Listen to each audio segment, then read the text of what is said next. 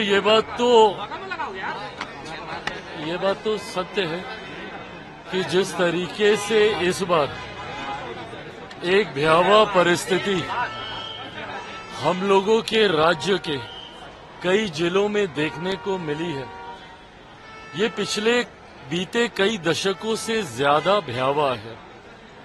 पड़ोसी देश में जिस तरीके से बाढ़ की वजह से एक विकराल परिस्थिति वहां पे भी बनी है, पर जिसका असर हम लोगों के राज्य बिहार के लगभग 12-13 जिलों में हम लोगों को देखने को मिला, इसी का संज्ञान लेने और ज्यादा से ज्यादा मदद में तीव्रता दिलाने के उद्देश्य से कल से हम लोग कोसी के इलाके में ही हैं।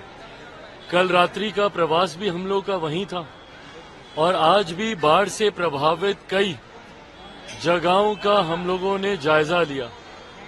पहली प्राथमिकता तो ये थी कि जब पानी का स्तर एकदम से बढ़ा, जब बांध खोले गए और एकदम से जब पानी अलग अलग जिलों में घुसने लगा हम लोगों के यहाँ, तो पहली प्राथमिकता इवैक्यूएशन की थी कि जल्द से जल्द ज्यादा से ज्यादा लोगों को बचाया जा सके।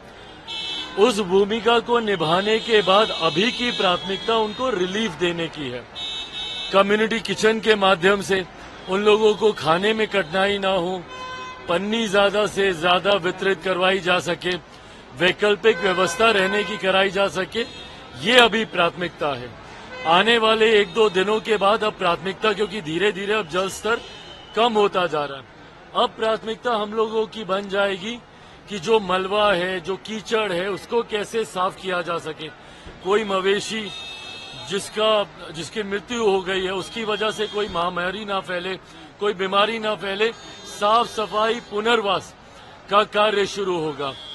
ग्रामीणों में क्योंकि ये यकायक उत्पन्न हुई एक स्थिति थी, ग्रामीणों में इस बात को लेकर भय भी था, चिंताएं भी थी। कई जगह पर इस बात का अनुभव हम लोगों ने भी किया कि चीजों में और हम लोगों को तत्परता लाने की जरूरत है। उसके लिए भी तमाम उचित निर्देश मैं स्वयं वहां पर देकर आया हूं, स्थानीय प्रशासन के साथ भी। आज सुबह भी हम लोगों ने बैठक की, अलग अलग जिलों के डीएम, एसपी, तमाम अधिकारियों के भी लगातार हम लोग संपर्क में हैं। प्रयास ये है कि असुविधा लोगों को कम से कम हो और जल्द उन लोगों का पुनर्वास हो। इस दिशा में अब हम लोग कार्य करेंगे।